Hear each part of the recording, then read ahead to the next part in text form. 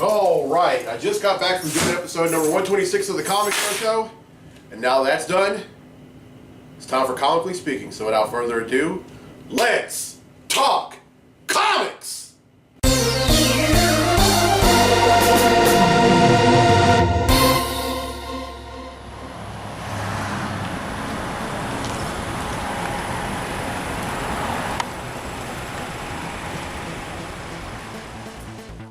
Welcome to the season premiere of Comically Speaking.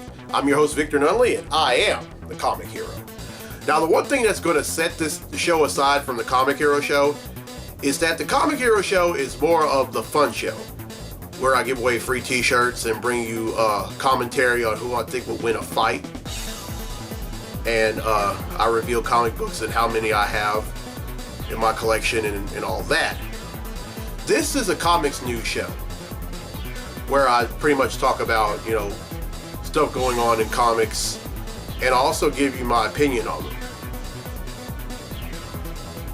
And this segment this show, just like the Comic Hero Show, is going to have segments. And there are going to be, really 3 segments. Although there's going to be another one, but that's going to be a closing segment. But we'll get to that later.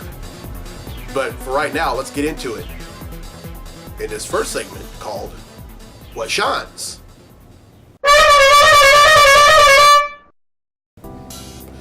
Alright, here's what shines to me. DC. Now you're probably wondering, Vic, what are you talking about? Well, DC has been doing well, and mainly in comics. Now, ever since they did Rebirth, sales for DC have been going through the roof, folks. Now, what happened in Rebirth?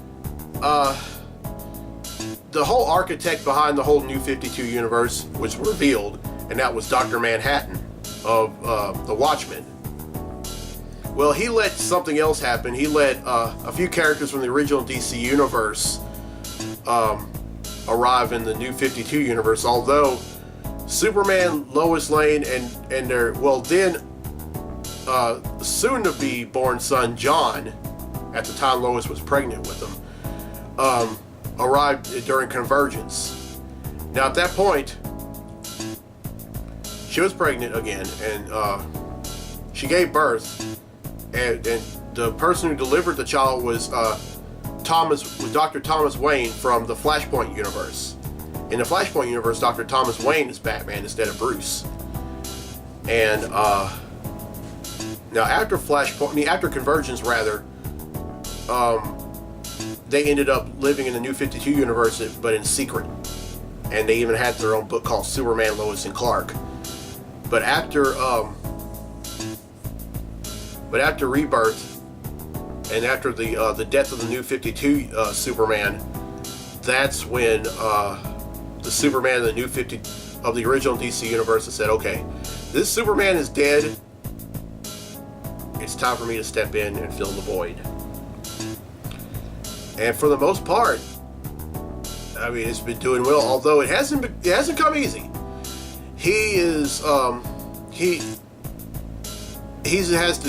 First off, he's been going up against the New 52 version of Doomsday. And this time he's pulling no punches. After all, he got killed by Doomsday in the original DC universe, which is, and you know what, which is quite coincidental, because this is going on in Action Comics, written by the same guy who killed off Doomsday a little over 20 years ago, Dan Jurgens. So Dan, if you're watching this, don't let us down a second time. Because I just read I just bought Action Comics number 862, and I don't want to have to read it after I'm done with this show and find out you killed him. But there's some other things going on other than Superman. I mean, the story arcs, from what I've read in some of the books, are so much better.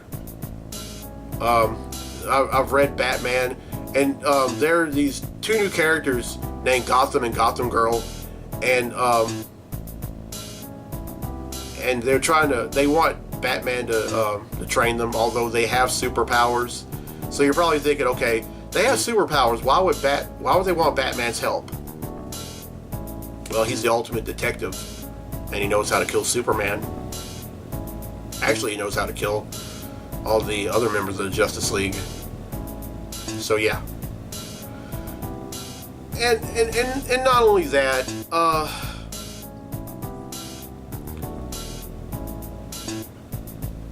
not only, and then Wonder Woman.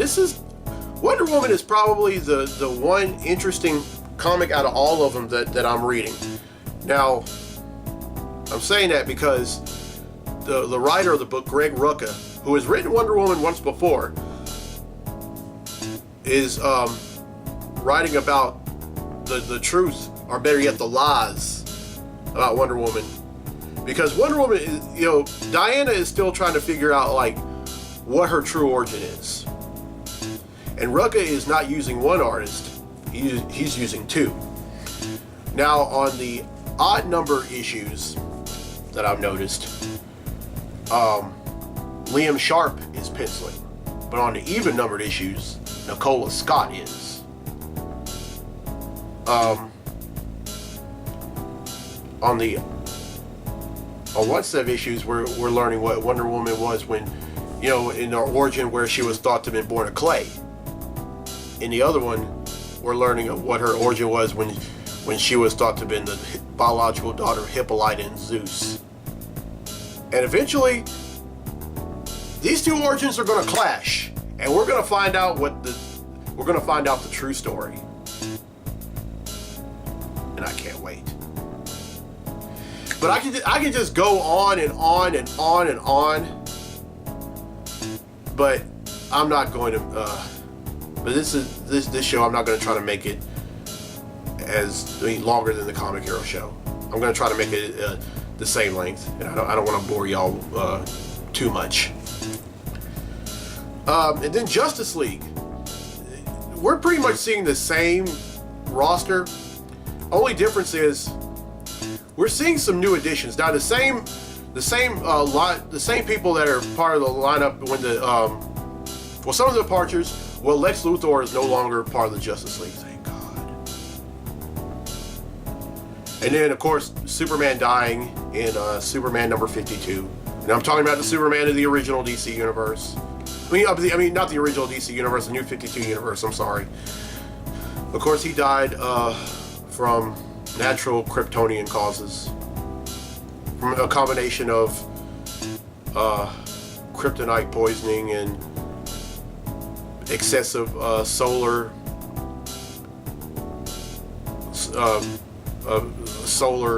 energy in his cells, and all that, and then his fight with Rayo in Justice League of America. All that was just too much on his body, and then he just went. But then we're also seeing Batman, Wonder Woman, The Flash, Aquaman, and Jessica Cruz, who's no longer Power Ring. She is Green Lantern, and also Cyborg. But then we're seeing new additions. We're seeing the Simon Baz Green Lantern, and then the Superman from the original DC universe. Now,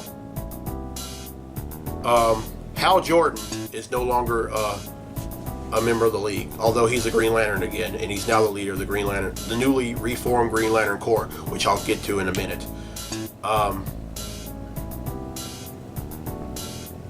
And he's pretty much assigned. He's not only assigned Baz and Cruz to Earth as Earth's Green Lanterns, he's also assigned them as members of the League. And they're going up against some threat that's plagued Earth and turned everyone into a bunch of zombies. And I've yet to read number 3, but I can't wait to read it, because I tell you, these just about all these books in DC are amazing. One thing that's really annoying me, though, I read somewhere that folks are saying, oh, I wonder when DC is going to, DC is going well, but when are they going to not go so well? Oh, wow. What a way to be a bunch of negative Nancys and Dorothy Downers. You know what? The folks that are saying, the same folks that are saying those are the same folks who like Marvel. Which brings me to my next topic. What stinks?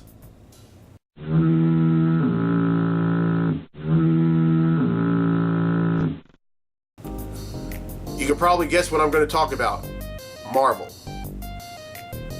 Now, before you decide to throw your iPad or your iPhone or your Android phone or your laptop or want to throw something at your HD TV or HD TV or whatever device you're watching this on, hear me out. You may think Marvel is doing well, but that's only on the big and small screen and on Netflix. As far as the comics go, they are a complete dumpster fire. One thing about Marvel, they don't pay attention to each other. And here's the perfect example of that. Now, after Secret Wars, a lot of things about Marvel changed. Some of them for the better and some of them for the worst. Like, for example, they wrote somewhere where Black Bolt ended up unleashing a new batch of Terrigen Mist that birthed new Inhumans. Now, Inhumans are folks that were previously human, that carried the Inhuman gene until they were exposed to Terrigen Mist. But this batch of Terrigen Mist that Black Bolt had exposed was very deadly to mutants, and it started either killing them or making them very, very sick. Now, one thing about me, my opinion is, where would Marvel be without the X-Men or without mutants? I mean, sure, you have characters like Captain America, Iron Man, Thor, Spider-Man, the Incredible Hulk, and all them. But before, I mean, Fantastic Four, I think, was one of the first characters of the Marvel Universe when it first started back in 1961. But then X-Men came right, and then the Incredible Hulk the very next year. But then the X-Men came in 1963. I mean, the first 5 X-Men, when they faced Magneto, that was only the tip of the iceberg. And so many mutants or mutant-related characters, or characters that would join the X-Men, that would later join the X-Men, debuted. Well, either join the X-Men or fight against the X-Men or fight alongside the X-Men. I mean, Marvel's making a lot of... to me, they're not making a lot of irrational decisions over the past 2 years, and it all got started with Fantastic Four, which if you watched the Comic Hero show over the past 2 years, you know that I have voiced my opinion on how I dislike that. You have heard. If you had watched episode 60 that I did last year, you know how angry that I was about that, even now. And then on top of that, you have writers that don't pay attention to each other.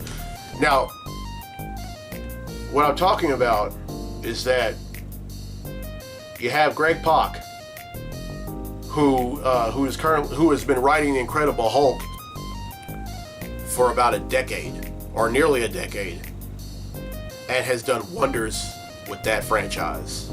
Whether it be the Incredible Hulk, and currently writing the Totally Awesome Hulk, which I think was a very interesting book. Now, keep in mind, in this book, Bruce Banner is not the Hulk. As a matter of fact, Amadeus Cho is the Hulk, and he ended up siphoning all the gamma radiation out of Bruce Banner's DNA, not only to save his life, but to save the lives of everyone on the Eastern Seaboard. only because he had absorbed way too much gamma radiation to save everyone, but it was killing him, and it was about to kill everyone else. And he's like, okay. Joe's like, okay, I'm the smartest person in the world. It's about time I start acting like it, and it's about time I start taking matters in my own hands. So he did what I just said, and that was that. And now he's now the Hulk, and get this, he can control. He can go back from being the Hulk. He has an on and off switch, which I think is great, because that's one thing that Banner has never really had. He's never really had an on and off switch. And but I guess Brian Michael Bendis didn't exactly know that, or better yet, he didn't take the time to find that out. Because when he wrote Civil War II, which he's currently writing now, he wrote to the point where all of S.H.I.E.L.D. went after the Hulk, after this new Inhuman who could see into the future, saw that the entire Hulk, that Hulk pretty much killed the entire Marvel universe.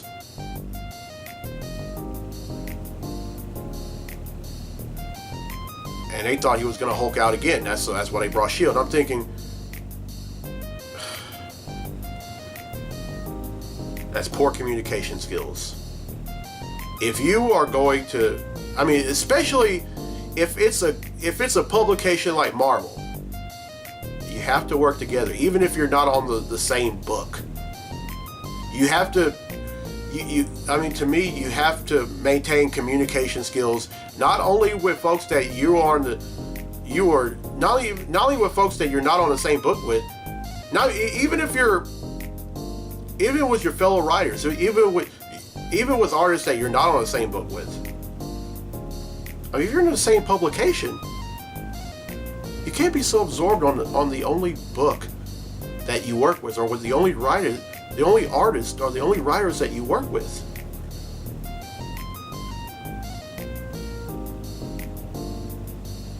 That's why publications, Marvel used to be very good about that, but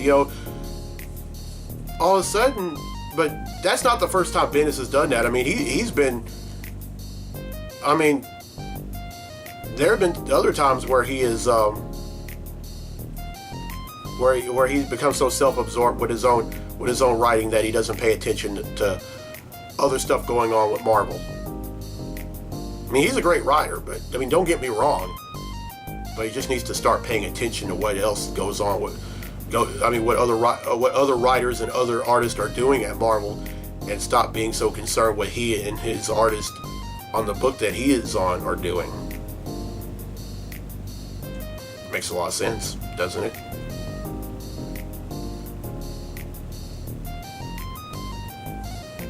All right, now then, let's get to what I'm reading.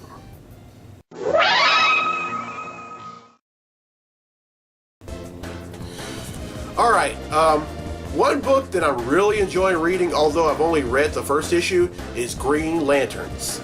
Now, this book not only features one Green Lantern, it features two. Now, I just talked about them in the What Shines segment when I was discussing Justice League, and those Green Lanterns are Simon Baz and Jessica Cruz. Now, one thing about these two, about this book, it's almost, okay, first off, and I'm kind of showing my age here, do any of y'all remember, there used to be this TV show that came on NBC back in the mid 80s to early 90s called Hunter. This is almost like reading an intergalactic comic book version of Hunter.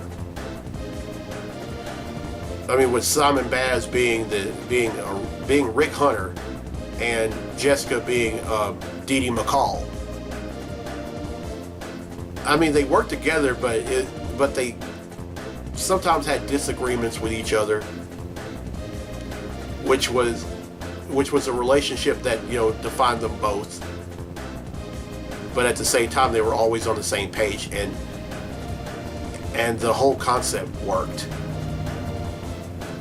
Now you would figure, okay, now it's very hard for me to think of to think that would work after. I mean, to like a book after just reading the first issue. But I think this book is going to be pretty good, and I just bought the second issue, and I can't wait to read it. And I can't wait to read more as the book rolls on. And another book that I'm reading, I would probably have to say Back to the Future. IDW last October at first had decided to release a Back to the Future miniseries, and this one pretty much talked about some of the some of it explained some of the some things about the movie that we always wanted to know. The first issue talked about how Doc and Marty met 3 years before the movie took place, and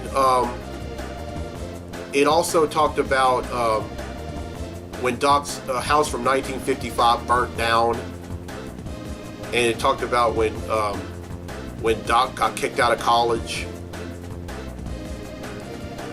and there were some other stories when Doc helped Marty with his science experiment about a year before the first Back to the Future movies.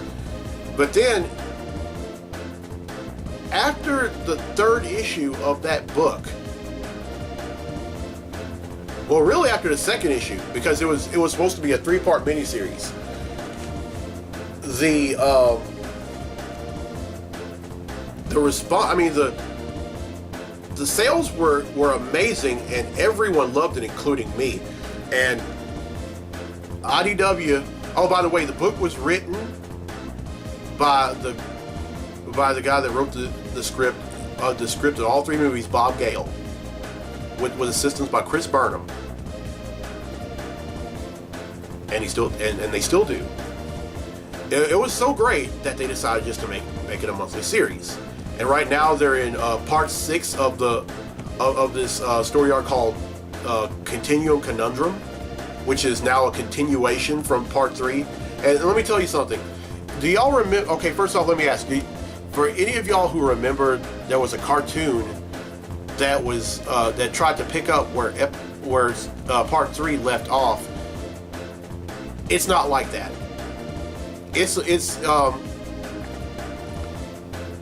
It's a lot more.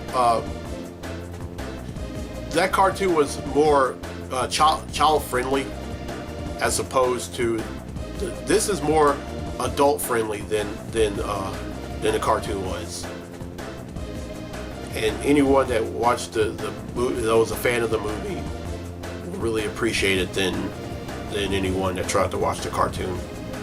I mean, I watched it. I mean, after all, it came out when it was on when I was between when I was 10 and 11 years old, and I thought it was cool then. But of course, I was young and stupid then.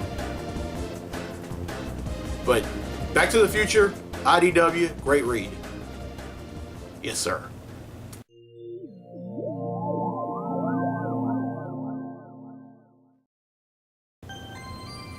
All right, well, I hope you enjoyed this inaugural episode of Comically Speaking. And this is where I'm going to be doing all my episodes of the show, unless duly noted. And really had a lot of fun. And of course, I will talk comics here every week. And you know what? I really miss doing the old Comically Speaking segment, but I feel that this, making the Comically Speaking segment making it into a web series is a much better choice, because now I get to I get to discuss more. But if y'all have any suggestions, any topics to talk about on the show, just let me know,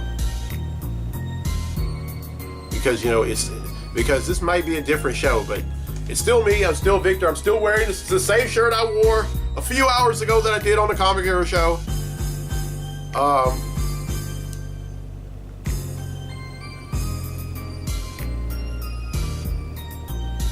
Y'all probably wonder, Vic, why'd you take your hat off? I don't know. But anyway, I'm Victor Nunley. I'm the Comic Hero. We'll see you next week for episode 2 of Comically Speaking. So until then, be safe, be blessed, be a hero.